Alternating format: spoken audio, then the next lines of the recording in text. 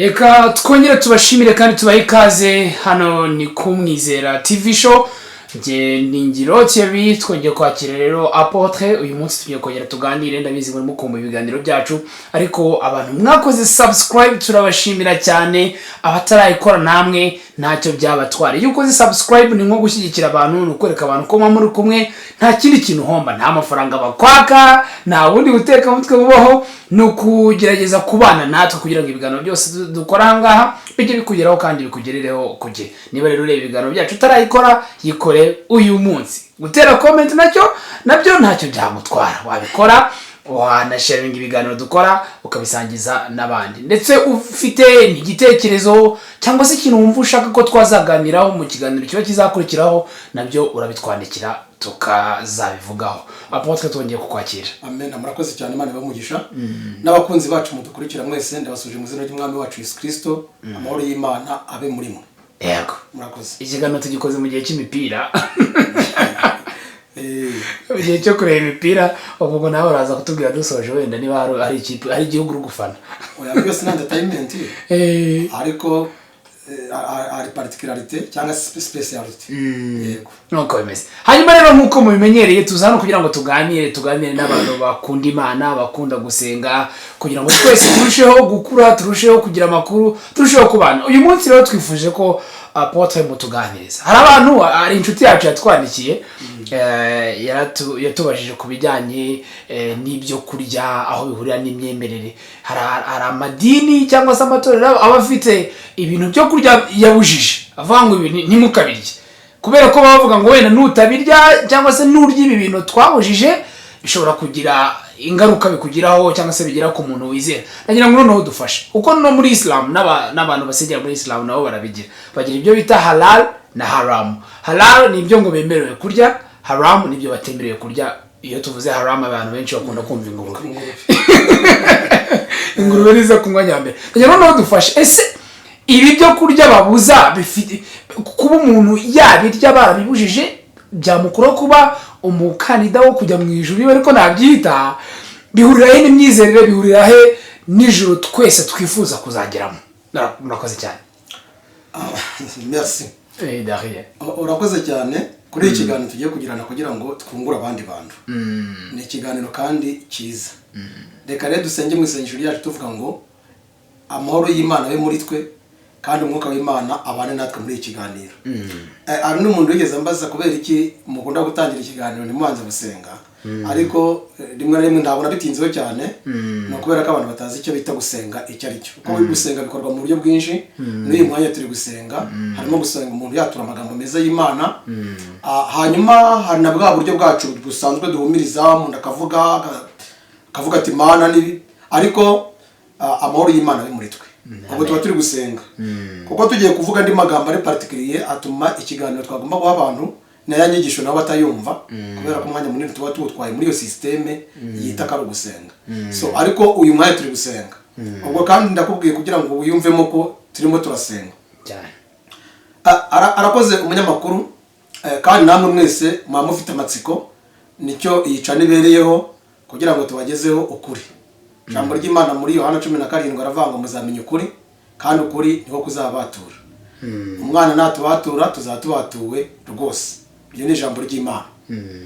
Ikintu rero cerekeranye n'ibyo kurya n'ibyo kunywa, nyirango ni inyigisho nigeze n'ubundi mvugaho, sinibuka mu myaka nayivuzeho, ariko abantu benshi bakunda kubaza kubera ko ni imbogamizi, ni inzitizi ku bantu benshi bayoboka amatorero cyangwa se amadini mu myemerere yabo.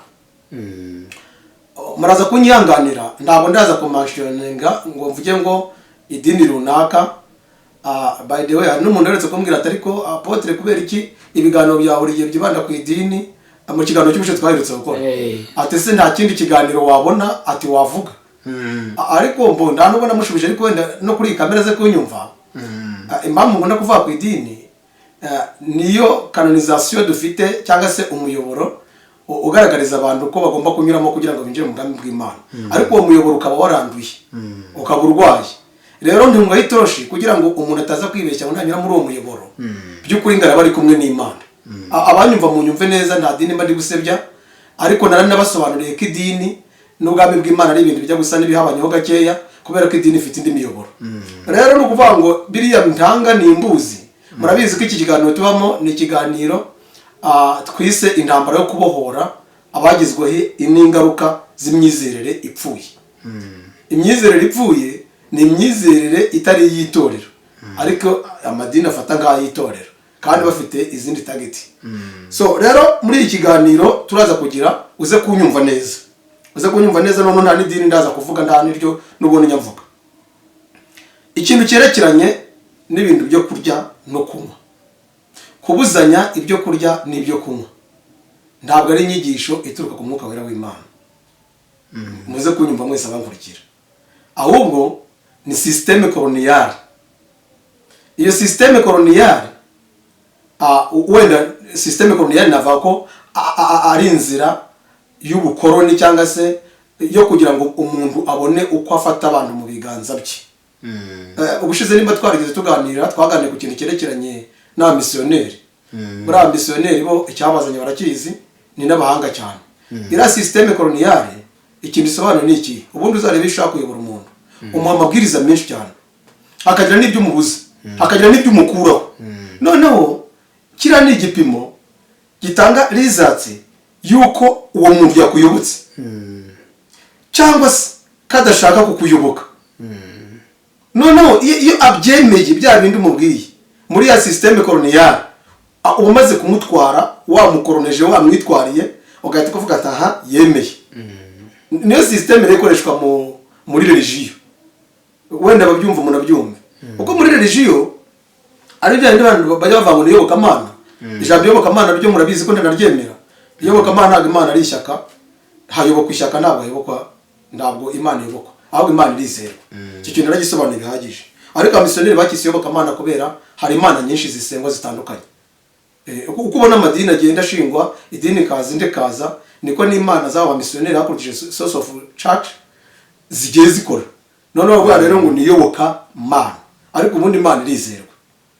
Noneho ikindi ubundi bwa rero kuri systeme coloniale igendanye n'ibi ngibi by'amabwiriza yo kubuzanya kurya kunywa, byibanda cyane mu buryo bw'amadini, rimwe na rimwe batanafite reason yabyo, ahandi bashingiye ku byanditswe biri muri Bibiliya ariko batazi aho byandikiwe, batanagaragaza neza igihe byandikiwe. Kandi ngira ngo ubushize twarabisobanuye, nuvuga ngo Bibiliya buri ifite amasezerano abiri. Ntabwo abantu bajya bibaza kubera iki Bibiliya ifite amasezerano abiri kandi ari ijambo ry'Imana imwe. Irya kabiri ryaje kumara iki? Aho kandi ntabwo bari bakamenya. Bituma rero noneho ibintu byose bagumya kubipfundikiranya. So noneho rero iyo umuntu amaze kubwira ibi ngibi ukabyemera, wenda tutari twinjira mu kiganiro bwite, hari nk'ibintu cyane najyaga numva uko amadini agenda avuga. Agenda agira akantu k'amashono yako. Kujya kumva ati twe turi abanyamwuka, nta muntu wemerewe kwambara ipantaro. Ni kabya bintu twavuga nyine by'ubushize. Ngo umugore ari yemerewe kujya muri leadership y'idini. Ariko ngira ngo benshi baranabyumvira. Uko association se yahize umuntu gute?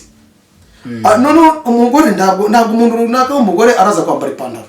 Ukaza kujya mu isezerano rya kera ati ko ndashaka abagore bambara imyambaro y'abagabo. Ariko imyambaro y'abagabo nayo ntabwo Bibiliya itakiyerekana ngo determine ivuge ngo iyi myambaro y'abagabo bambaraga n'ingiye. Uko ntuzanabona n'amashusho ariko atari ukuri, ari amashusho akoreshwa y'ibishushanyo muri biriya bya religion yo kwerekana generation runaka uko abantu bambaraga, uzasanga abantu bose bafite ibishura cyangwa amakanzu. Rero nta muntu uzi nimba ari nako banambaraga. Icyo ni ikintu cyari gikomeye. Ariko noneho iyo ufatiye ko hari amashusho ari nayo atwara abantu benshi umutima, urite kuvuga ngo umugore yambaye ipantaro gute, ntabwo uzi imbere ibyo bambaraga. So reka tunavuge ko wenda atari byo, ariko noneho utangiye kubivuga ngo sibyo. Hanyuma uyu munsi wa none tuvugana, amadini menshi amaze kugamburuzwa. Noneho cyane na hano mu gihugu cyacu abagore bose biyambara amapantaro.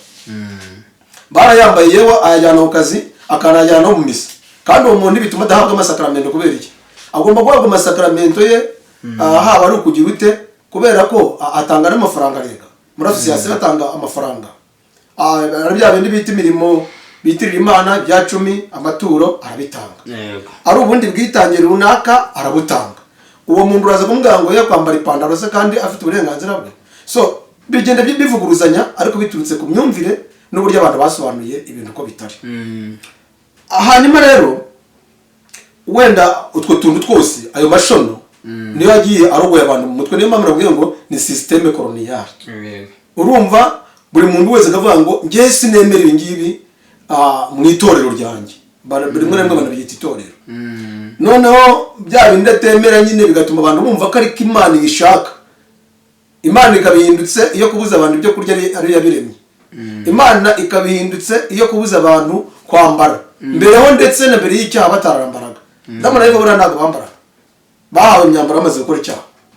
None ibyo bintu bigatwara umwanya umuntu.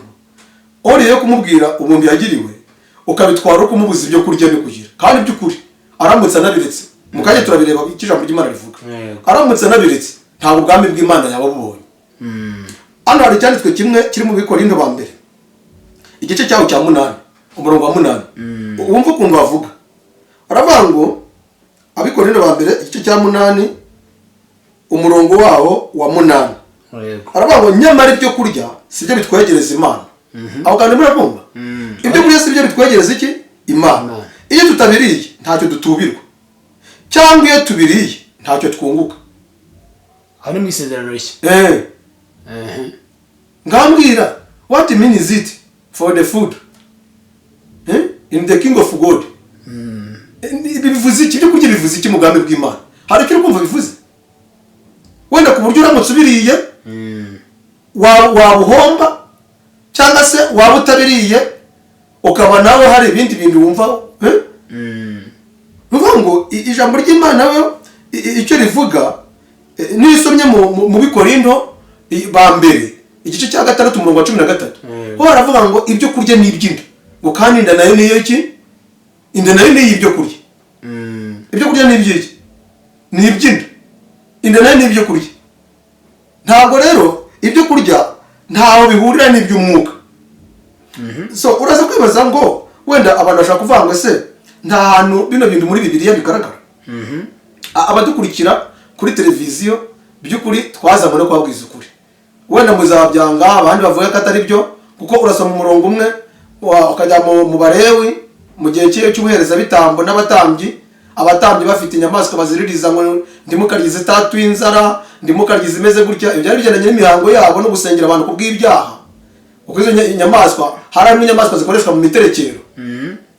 Uziko na Paulo yabivuze mu Bikorinto ba mbere mu gice cyaho cya 8 avuga ko inyama zo zitagomba kuribwa ari zaterekerejwe.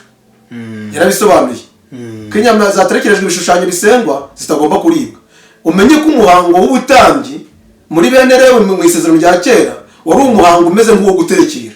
Wenda abantu batanabizi bakagira ngo ni ibindi bintu runaka, kuko iyo bikiza kuba ari ibintu bifite umucyo, ntabwo Kristo yari kongera gukuraho ubwo butambyi, ngakuraho n'ibitambo, akuraho rya hema, wenda hinduka umutambyi muzima. Aho kandi abantu bajya bakamenya. None igihe rero hari inyamaswa zikoreshwa muri iyo miterekero abantu batanemerewe no kurya. Ni naho n'ahantu babikuye. Hariho none bya byo kushabika intoki ngo ugiye kurya. Wibuke neza ko Abaheburayo babihakanye ko ntacyo bimaze, ngo ni uburyo bw'amategeko y'abantu gusa. Mu Baheburayo 8 no mu Baheburayo 9 barabivuze. So ariko iyo urebye guhera mu itangiriro ubona uzi gusoma Bibiliya, tujye twihera mu itangiriro. Mu itangiriro batubwira ibyerekeranye. Tumaze kubona ngaho mu Bikorinto n'isezerano, ni muri cya gice cy'isezerano rishya. Hatubwiye neza ibyerekeranye n'ibyo kurya ko bitatwegereza Imana. Niyo tubiriye mu ntacyo tuba duhombye, ntacyo twungutse, kandi ngo niyo tutabiriye ntacyo tuba duhombye. Nje nibwira ko ibi byagombye gukorana n'ubuzima bw'umuntu, uruganda y'umuntu uko umubiri umeze.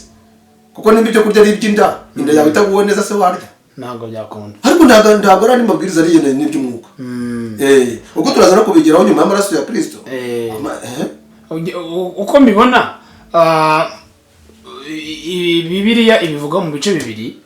Haraza kuza mu gice cya mbere cy'isezerano rya kera n'isezerano rishya. N'isezerano rishya. Uko bigaragara isezerano rishya nta mupaka rishyira mu kubijyanye no kurya. Nyine kuko agakiza kari katanzwe gatashingiye ku biryo. Ubwo rero ibyo kurya ntabwo umwana yabyitayeho. Abafata ibyo kurya bimwe bakavanga ibintu ntibyagakwiye kuribwa bashingira ku isezerano rya kera. None ariko nabyo mbikwereke mu isezerano rya kera. Iyo usomye itangirira igice cya mbere, reka tuharebe kugira ngo abantu nabwo batagira ngo wenda twavuguruje iby'Imana ubwo hari ibintu abantu bajya bigisha abandi bakavuga ati biriya bintu baragira ngo badukure mu mwuka w'Imana noneho twebwe tuyobe duha ishusho y'uko bimeze mu isezerano rya kera umva mu itangiriro si igitabo gitangira Bibiliya mu itangiriro igice cya 29 aravuga ngo kandi Imana irababwira iti dore mbahaye ibimera byose byera imbuto biri mu isi yose n'igiti cyose gifite imbuto zirimo utubuto twacyo bizaba ibyo kurya byanyu. Mbahaye ibimera byose byera mu isi yose. Aho karabumvisha ndacyumva ndabivuga se Imana Imana ireba umuntu hano hari umupaka hari ikintu wumvishe ivuze ngo hari ibimera mutazarya bo noneho isomye ku gice cyawo cya 9 igice cya 9 ho icyo havuga ku murongo wa 3 haravuga ngo ibyigenza byose bifite ubugingo bizaba ibyo kurya byanyu mbibahaye byose nk'uko nabahaye ibimera bibisi.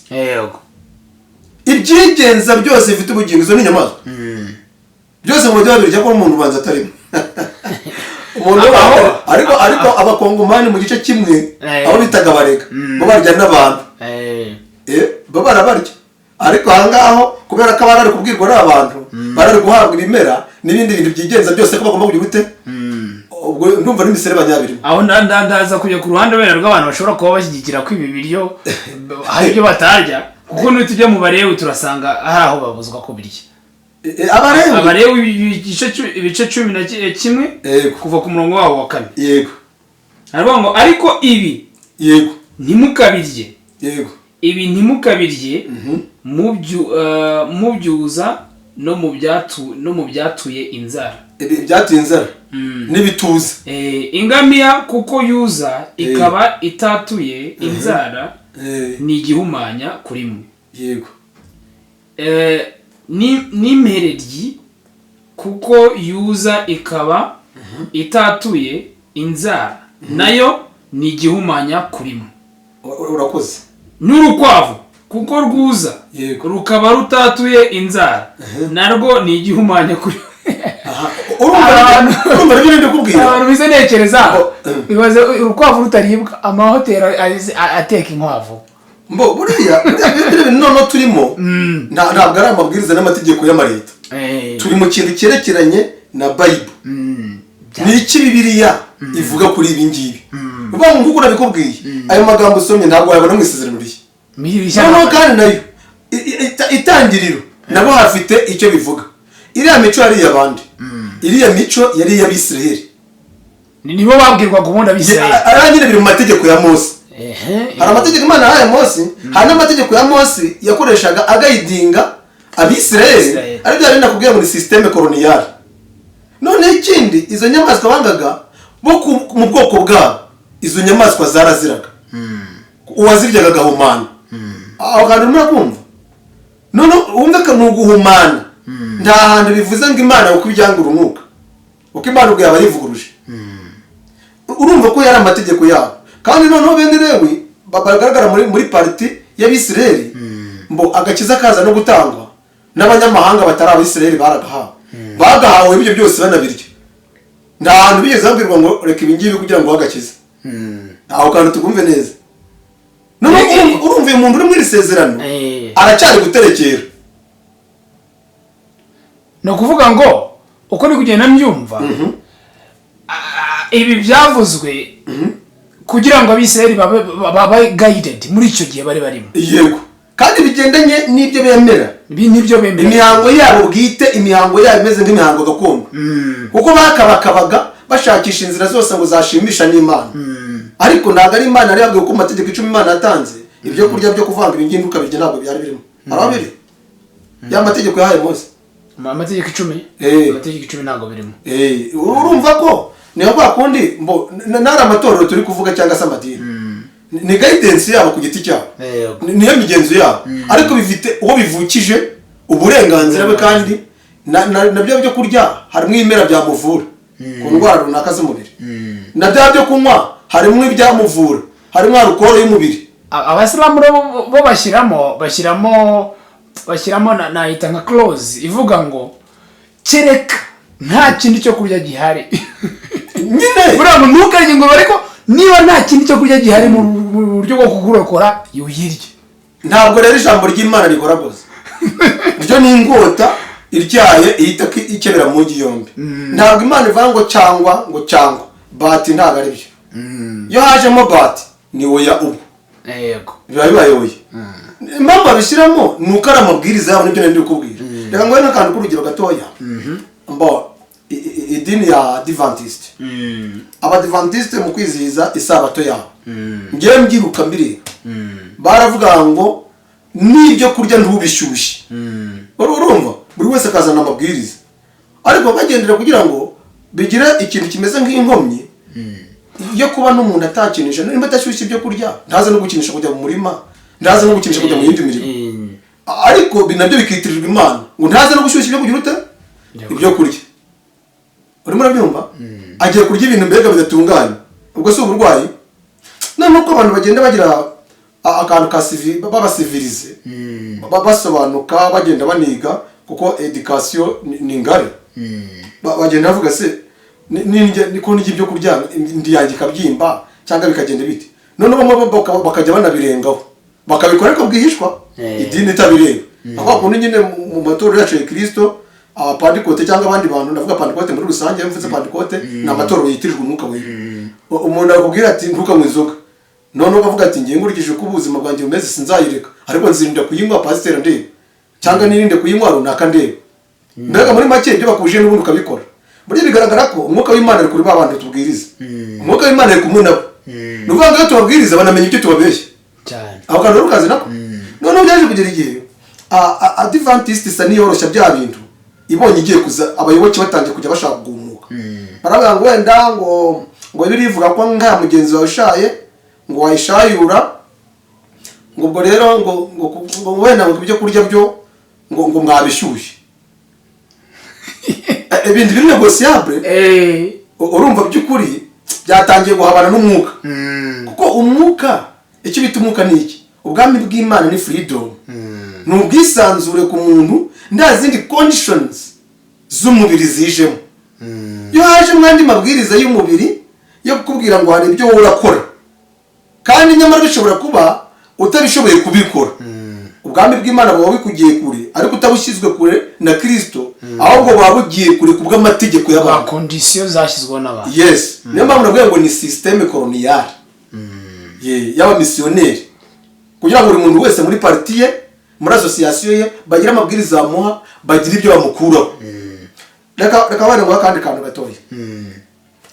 urabona Eglise Catholique muri Eglise Catholique mu masengesho yabo bifashisha n'ishapuri. by'ukuri uretse kuba wenda mbo akantu gatoya nzi uko Catholique ndi umwana njyaga nanajyayo akantu gatoya nzi ku ishapuri mbo hari amibukiro hari amasengesho ari composed by Catholic Church hanyuma afasha abanyamuryango babo abayoboke babo kugira ngo bafate mu mutwe w'amasengesho ndetse bakajyana no kuri ya masaro burara nabaze bakagira ikintu cyitwa amibukiro. ariko iyo urebye mu bundi buryo busanzwe bwo muri evangelisation mu ivugabutumwa mbo nta yindi variye wabiha cyane yo kuvuga ngo wenda kuko nandi madini yahita kuri shapuri iramutse bavuga ati iyi shapuri yatanzwe na Kristo kugira ngo mujye mugira ya n'undi wese yayigura.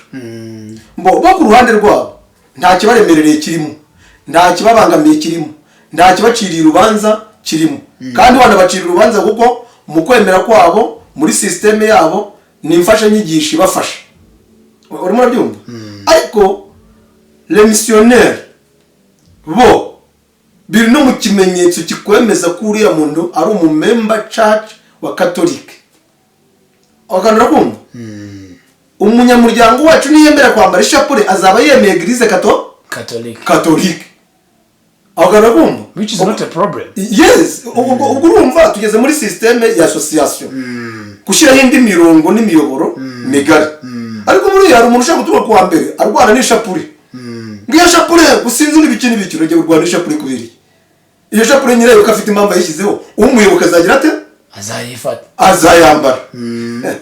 aho kandi muri kumva ari bigutwaye iki no kuvuga ngo uyambaye bishobora kuba ntacyo bibangamiye mu ijuru, bishobora no kuba ntacyo bimwunguye mu ijuru, kuko Imana neza kureba ko igiye gutwara umugeni cyangwa gutwara umuntu wayo w'umukiranutsi, ntabwo ishapure izaba considerable ngo ujya wambara ishapure, ntabwo ari iki kizagendera, ariko mu buryo bwa setting ya church agomba kuyambara, arayambara ndetse bikanamuha n'umurongo church mushakamo cyane, aho kandi murakumva.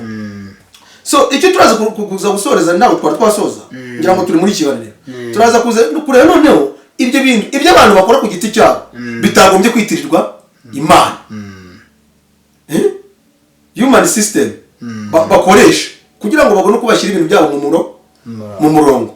Niho rero uzasanga amabwiriza menshi agiye ari ngo ugaterura ibintu byo mu barewe byashoje n'igihe cyabyo, ukabiterura ngo ndimurye zitansuri, abantu bose bakava ku nyama. Ari akantu kigeze kaba hari imbere ya jenoside, haduka ibintu by'imyemerere. Buri ibintu by'imyemerere n'abatwumva mwe mudukurikira mujye mubyitondera, kuko ubwabyo ni ubukoroni bukomeye cyane. Niba ukuri bizagukoroneza muri uko kuri nyine uba imbata ya Kristo, ariko niba ikinyoma uzaba uyobye tutaroma, noneho ubaye imbata y'ibitagira umumaro, ni ubukoroni. Noneho abantu bigeze baduka baravuga ngo bazana abantu baza kuvuga ngo mu gihe cy'imperuka cya nyuma amatungo azaba yaranduye, kandi ngo ibiyakomokaho bizaba byaranduye, ngo abantu bakarya inyama ntibakanywa amata. Ibyo bintu biraza hari mu gihe cyabyo nyine. Mu by'ukuri hari ubuhanuzi buri muri Bibiliya, no mu kiganiro cy'ubutaha tuzabiganiraho, turi kuvuga ku kindi kiganiro wasabye ko tuvugana, noneho bugenda abantu babwitiranya, cyangwa ikintu cyose umuntu abonye kimushoboye akabyitiranya na bya bintu. Reka tuvuge ko ibyo bintu binanditse muri Bibiliya ko amatungo azaba yanduye, ariko nabwo nubwo azaba yanduye ni ikimenyetso nyine, ariko ubu nta bantu bazayarya. Icyo byabyaye rero ni igihe byabyaye ko abantu bahise batangira gufata inka bazikamira hasi. Ibyo nabibonye n'amaso yanjye, nari muto ariko narabibonye n'amaso yanjye. Abantu bacika ku nyama, icyakora n'uyu munsi hari utazirya, barya za tofu ariko batashobora gukurira inyama. No mu bo bita igice kimwe cy'abadivantiste cy'abagorozi, nabo ntabwo bazirya, ariko ibyo byo ntabwo njye namucira urubanza, ni amahitamo ye bwite. Ariko nanjye uzirya ntabwo ncira urubanza.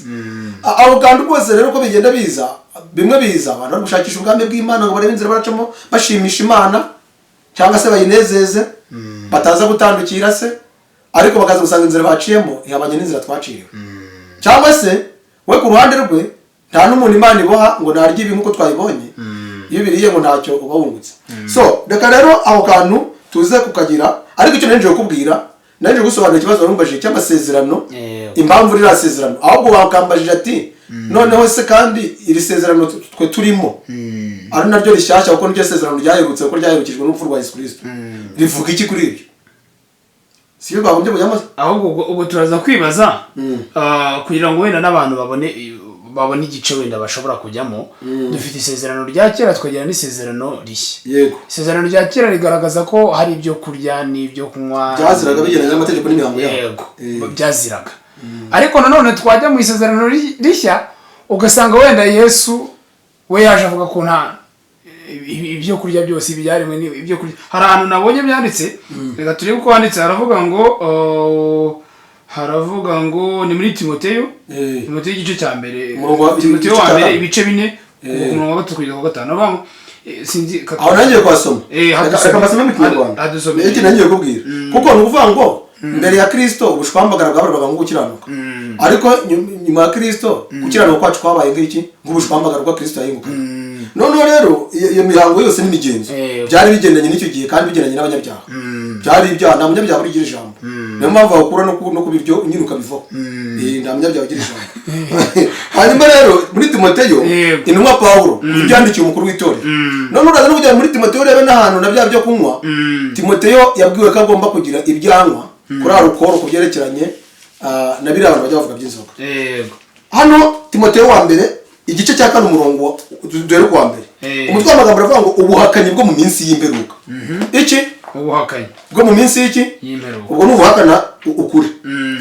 Ariko umwuka avuga yeruye ati mu bihe bizaza bamwe bazagwa bave mu byizerwa bite ku myuka iyobya n'inyigisho z'abadayimoni n'inyigisho z'iki z'abadayimoni wumva ibintu bihindutse inyigisho z'abadayimoni ibyo ari byo ku murongo wa 2 ngo bayobejwe n'uburyarya kuko urumva nimba Bibiliya itubwiye hariya muri Mariko 10 urasa si ubutumwa bwiza abizera ikimenyetso kizabaranga ngo bazirukane abadayimoni mu izina rya Yesu bazakandagira inzoka na sikoropiyo izo ni imbaraga z'umwijima ngo nibanywa n'ikica ntacyo kizabatwara none se uraza gushakira ubuntu bw'Imana mu biryo ubwami bw'Imana bushakira mu binyobwa buriya kunywa no kurya bo byagonga nyirabyo bitewe n'impamvu ye urabona niyo umuntu yasinze niwe uri kwihima njye ikintu njya nigisha kwa bino bintu byerekeranye n'ibyo kunywa n'ibyo kurya cyane ku bintu byerekeranye no kunywa muri abantu benshi bakunda inzoga sinjya mbigisha mbabwira ngo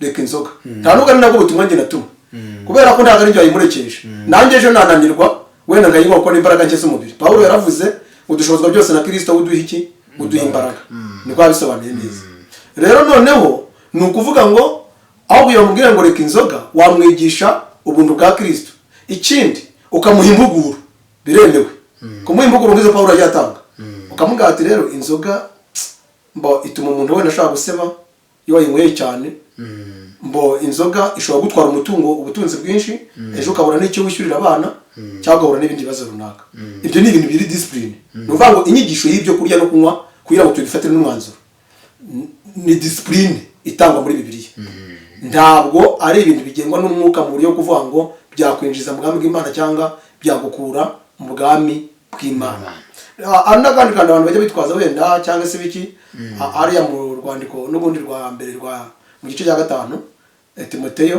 umurongo wa 3 Timoteyo kubera ko abakuru b'itorero nta nubwo bemerewe kunywa inzoga buryo ujya guhugura abandi bantu ibyo ujya uko bahuguraho wowe ushatse wanabireka urumva kugira ngo bashe kujira bari abantu banywa biriya bintu babona ukuntu babagira inama hari ahantu Pawulo agiye yandikira Timoteyo aramubwira ati uramenye abakuru b'itorero ntibaba ari abanywe urumva ndetse ngo bajye banarinda n'abagore ngo abagore bakuze bajya babwira abakiri bato yabaye kunywa ko wenduka banywa inzoga cyane no gusinda none ariko Timoteyo aza gura n'igishako cy'uburwayi hanyuma agize igishako cy'uburwayi byuma abantu benshi babigorana cyane akenera rukore mu mubiri kwa Pawulo rero yamwandikira urwandiko aramubwira ngo kubw'inda yawe kuko ubwuko urwaragura biranasobanutse niko byanditse ngo ujye unywa gakeya urimo urabyumva n'abakuru b'itorero impamvu ni ukwanga ko bamenyera inzoga bakaza kugera igihe kuba nawe yabwiye Timoteyo ngo ndetse banywa inzoga nyinshi abanywa inzoga nyinshi urumva haratangwa n'iyo nzoga nyinshi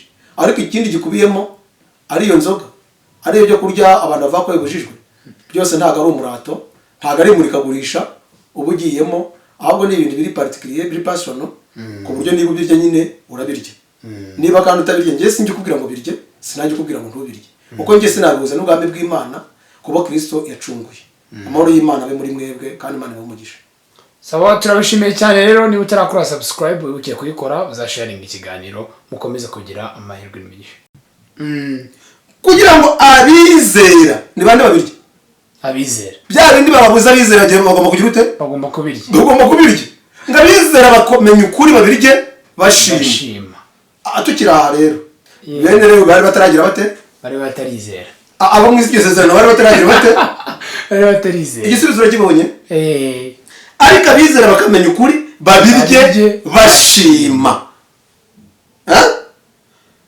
kuko umva umurongo wa 4 kuko iby'Imana yaremye byose ari byiza ndi hariho icyo gutabwa iyo cyakiranywe ishimwe kuko cyezwa n'ijambo ry'Imana no gusenga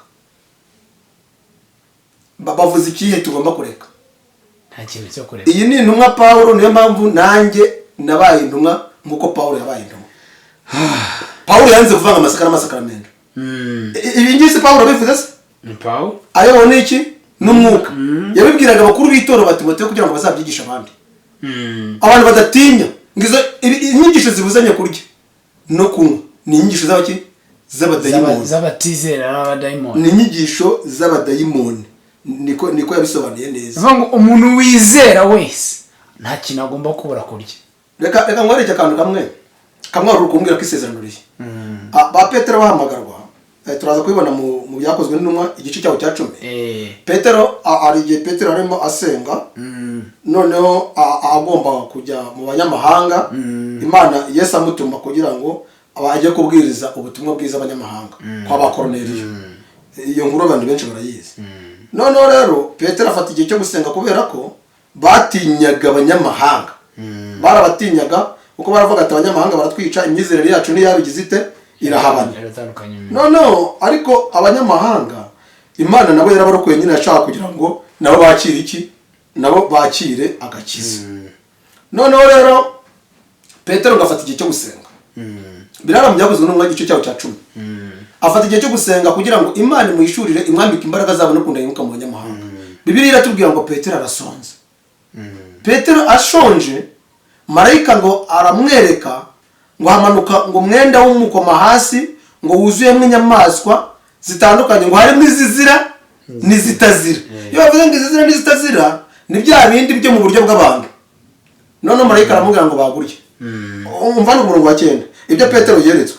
Bukeye bwaho bakiri mu nzira benda gusohora mu mudugudu, Petero ajya hejuru y'inzu gusenga ngo mu isaha ya 6. Aho kandi murabumva arasonza ashaka kurya, bakibyitegura aba nkurota. Abona ijuru rikingutse maze ikintu kiramanuka gisa n'umwenda w'umukoma hasi gifashwe ku bimyita bine bijya hasi. Harimo inyamaswa z'amoko yose zigenza n'amaguru ane n'ibikururuka hasi byose n'ibiguruka mu kirere. Arabibona bimanuka. Noneho ijwi riramubwira ati haguruka Petero ubagurye. Agira ati abage arye. Wumva harimo ibikuru n'imiserebanya banza ririmo. Kandi buriya abagabo bane barabikemuye. Buriya inyoni arayica akayotsa akayirisha umumbati. Icyugundi yakirengaho. Nta bindi bintu. Byose n'ijambo ry'Imana kugira ute no gusenga. Araga no kwishyiramo ukishyiramo unarya umuserebanya. Unarya ibiki. No. Petero umva Petero. Petero ati oya mwana kuko ndigeze kurya ikizira cyangwa igihumanye. Petero bivuze kubera iki? Bari baharaye agakiza, bari gushaka Imana nk'abakabakaba. Nk'ubwa birabiri. Yumva ko hari ibintu yumvaga mu isezerano rya kera nkuko nabigiye baryumva. Kavuga ati kuva na kera ibingi ntabwo byaribwaga. Nko kumva nyine bitararibwaga. None naravuga ati ibi ngibi ubwo n'uguhakana ijwi ryamubwiraga. Ijwi ryamubwiraga yarashatse kuvuga ko ridutse nkaba kuki ku Mana. None biba bityo gatatu. Petero yarabihakana. Iryo jwi ngo ribaye kangahe? Gatatu. Iryo jwi rirasubira ubwa kabiri riti iby'Imana ihumanuye wibyita iki? Ibizira. Iby'Imana igize cyangwa se ibihumanye. Iby'Imana igize ihumanuye. Kuko byezwe n'ijambo ry'Imana kugira ute no gusenga. Ibyo tubonye Paulo yanditse muri Timoteyo. Noneho marayika aramwenga iby'Imana igize ihumanuye. Ninde uhumanura ibyo kurya? Ni idini ni umuntu. Ni Imana. Ni Imana. None se ubwo wahurira no kugundi muri mabwiriza y'ibyo kurya no kunywa. Ariko abadukurikira kuri kamera ngira ngo iki kiganiro mu gikurikire kizabohora. Noneho ngiryo jwi ngo riza inshuro zigeze kuri gatatu. Petero agishidikanya mu mutima we uko ibyo yeretswe bisobanura. Abantu batumwe na Korneliyo bamaze kubaza inzu ya Simoni iyo ariyo, bahagarara ku irembo. Barahamagara babaza yuko Simoni wahimbwe Petero acumbitsemo. Petero agitegereza ibyo yeretswe, umwuka aramubwira ati dore abantu batatu baragushaka, haguruka umanuke ujyane nabo udashidikanya kuko ari nge ubatumye. Wa mumarayika wavuganye na Petero amubwira ngo bagurye ni nawe mumarayika wavuganye nawe ari kumwereka amubwira ngo dore abantu ntumye. Uwo marayika ni Kristo. Yanga ko Petero nzere mwice. Ikindi ba Petero umve kuntu niranyigisho ari ubukoroni ari ikinyoma. Ba Petero bari babizi ibyo bintu nk'ibizira. Noneho impamvu marayika yimweretse mu mpamvu ntekereza imwe ya mbere, yaragiye kujya mu banyamahanga kandi kwa bakoroneri ibyo byose barabiryaga. Noneho naza kugerayo uriye kuvuga message cyangwa se gutanga ubutumwa Imana yamuhaye bw'amahoro bw'ubuntu bw'uko n'abanyamahanga babazwa agakiza, araza gutangira kubarondora ngo muri kurya ingurube. ngo ibi bintu muri kurya ngo ni ibizira burare ntabwo ari ubutumwa butuba ku Mana. Noneho bituma kugira ngo Imana ikureho urujijo kuri ba Petero nibasanga iby'abanyamahanga bari kurya bataza kwibwira ko bitaribwa. Utabyumva se ibyo ibintu birumvikana. Tujyana ku musozo wenda unabisobanurira gake ku ijambo ryanditse mu Baroma ibice 14 umurongo wa 14 ndetse n'umurongo wa 20 kugira ngo wenda tunasoza ikiganiro hanyuma turusheho gufasha abantu kurushaho gusobanukirwa. Oya urumva ko bino bintu wowe wagize amahirwe yo kugira ibyo umenya. Reka turebe Abaroma igice cya 14. Reka dusome ku murongo wa 2. Yego. Ku murongo wa 2 aravuga ngo umuntu umwe yizera ko ashobora kurya byose ariko udakomeye arya imboga ze. Hari abarya byose. Noneho Pawulo ahugura itorero ry'Abaroma urumva intambara y'ibyo kurya yahozeho na kera. N'abantu bagihamagarwa mu itorero uretse n'idini imbere. Ni ukuvuga ngo bari bafite imigenzo bafashe mu mutwe no gusoma Bibiliya bumva imigenzo ya kera n'iy'Abalewi bakumva aribyo bibashyikiranya n'Imana. Ariko ba Pawulo mu butumwa bigisha kugira ngo bataza kugira ikintu kibavutse umudendezo wabo bagiye babasobanura kugira ngo bataza kubijya bihishe aho babiye. Aravuga ngo urya byose ye guhinyura utabirya kandi utabirya ye gucira ubirya urubanza kuko Imana yamwemeye. Uwo ni ku murongo wa 3. Aho se muri Rwanda rw'Abaroma urinde wo ucira umugaragu w'abandi urubanza kandi imbere ya shebuja ari hahagarara cyangwa akaba ari habo ariko azahagarara kuko Imana ari ibasha kumuhagarika. Aba ni Abaroma 14 ku murongo wa 1 kugeza 4. Noneho ureke wumve noneho ku murongo wa 6 urobanura umunsi awurobanura kubw'umwami wacu urya akarya kubw'umwami wacu ukashima Imana kandi utarya yanga kurya kubw'umwami nawe agashima Imana. Aho kandi nako kukumva niba ufite ubutumwa bwawe buri particulier aha turabigarukaho ubutumwa bwawe bwihariye bwo kuvuga ko hari ibintu utarya bugumane.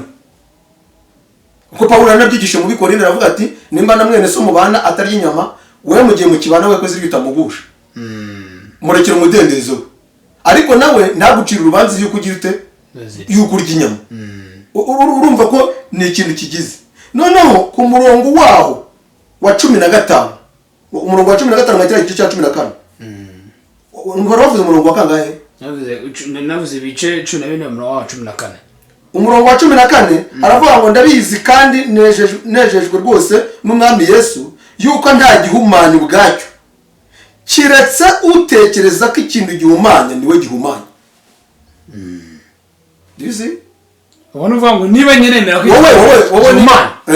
wowe nawe uri kudukurikira niba hari ibintu wafashe ko bihumanya ni wowe wishyize mu cyaha ni wowe witaye mu mutego ni wowe wihumanyije ntabwo ari Uwiteka.